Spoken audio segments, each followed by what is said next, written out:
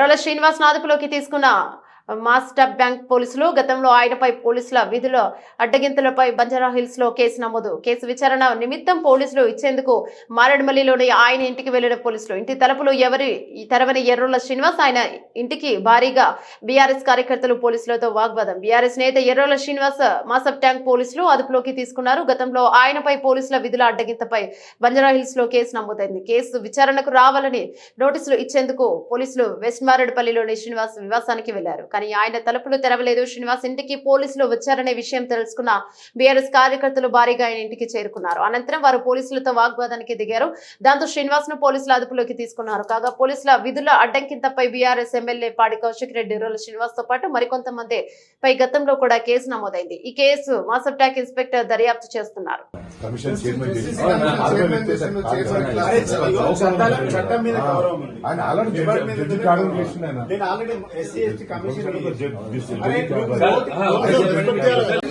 Arrest చేస్తా ఉన్నారు, నిర్బంధిస్తా ఉన్నారు.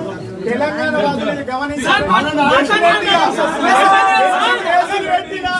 ఈ ప్రభుత్వం ఎన్ని కేసులు పెట్టినా, ఎంత దుర్మార్గంగా వ్యవహరించినా డెఫినెట్ గా ఈ ప్రభుత్వాన్ని ఎండగడతాం, ప్రశ్నిస్తాం. కేసులకు భయపడం. 14 సంవత్సరాలు ఉద్యమం చేసినాం. చేసిన చట్టమంతా నాకేందో తెలుసు. ఇది ఇలా స్వేచ్ఛ లేదు, మాట్లాడమని స్వేచ్ఛ లేదు. ఇలా అరెస్ట్ చేస్తా ఉన్నారు, అన్యాయంగా అక్రమంగా 5 గంటలకు వచ్చి డోర్లు కొడతా ఉన్నారు. ఇది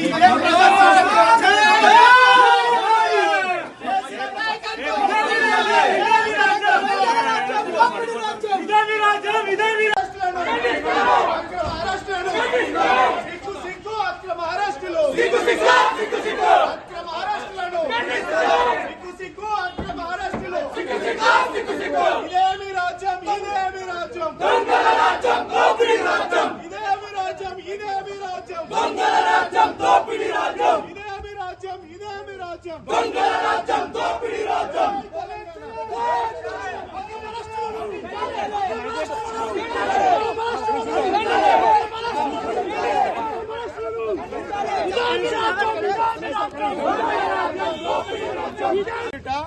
ఇలా కేసు ఎఫ్ఐఆర్ లో పేరుందో లేదో తెలియదు.